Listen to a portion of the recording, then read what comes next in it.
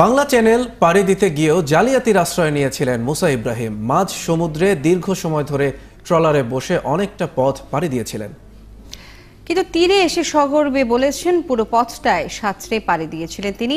এই ঘটনা 2011 সালে মার্চ মাসে। বাকিটা মাহবুব শারকের প্রতিবেদনে।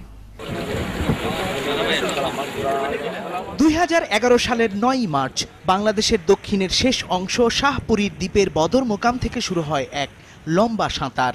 সাঁতারুদের মধ্যে ছিলেন মুসা ইব্রাহিম, লিপটন সরকার ও মিজানুর রহমান সিনহা।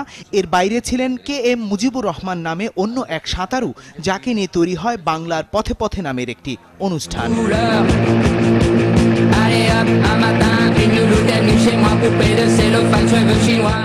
আর পুরো আয়োজনে সাঁতারুদের নিরাপত্তা ও সহযোগিতার জন্য কাজ করেছিল বাংলাদেশ নৌবাহিনী।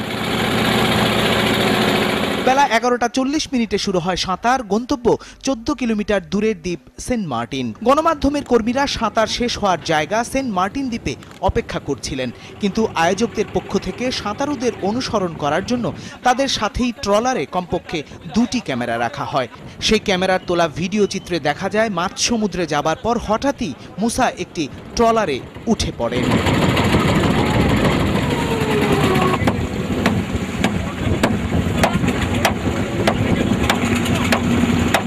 কিন্তু অন্য সাঁতারুরা যথারীতি প্রচণ্ড ঢেউয়ের সাথে পাল্লা দিয়ে সাঁতরে চলেছেন সমুদ্রে। ভিডিও চিত্রে দেখা যায় মুসা ট্রলারে বসেই তা দেখছেন, আর এই সময়টিতে ট্রলার থেমেছিল না, সেটিও চলেছে তার নির্ধারিত গতিতেই।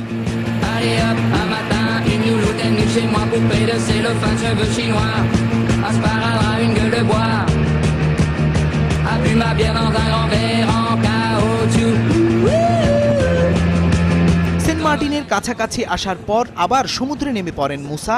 বিজয় বেশে তীরে উঠে মুখোমুখি হন গণমাধ্যমের। চাইলে সবাই পারে এটা। হ্যাঁ, কিছু ডিফিকাল্টিস আছে, কিছু প্রতিবন্ধকতা আছে, কিন্তু আমার কাছে মনে হয় যে কোনো টার্গেট অ্যাচিভেবল। আমরা মানুষের পক্ষে যে কোনো জিনিস অ্যাচিভেবল। এটা খুব বড় কোনো কষ্টের কিছু না। চ্যালেঞ্জিং সাঁতারের এমন দৃশ্য দেখে বিস্মিত সাঁতার ফেডারেশনের আন্তর্জাতিক এই বিচারকও। অনেকক্ষণ হোক আর বেশি অল্প সময় হোক, এটা কোনো ফ্যাক্টর নয়। উঠে বসাটা বা সাপোর্টিং নেওয়াটাই হলো রুলসের মধ্যে পড়ে না, তার অবশ্যই সে ডিসকোয়ালিফাই হবে সেখানে। এই সাঁতারের পরদিন দেশের শীর্ষ পত্রিকাগুলোতে মুসার বীরত্ব কাহিনী ফলাও করে প্রকাশিত হয়, কিন্তু তার কোথাও বলা হয়নি মুসা মাঝ সমুদ্রে অনেকখানি পথ ট্রলারে করে পাড়ি দিয়েছেন। তবে একটি পত্রিকায় শুধু উল্লেখ করেছে তিনি 20 মিনিট বিশ্রাম নিয়েছিলেন। এ বিষয়ে মুসার বক্তব্য নিতে তার অফিসে 2 দিন গিয়েও তাকে পাওয়া যায়নি, এমনকি ফোনে বার্তা পাঠানো হলেও তিনি সাড়া দেননি। হ্যাঁ, আমি মাহবুব শারক, 71, ঢাকা।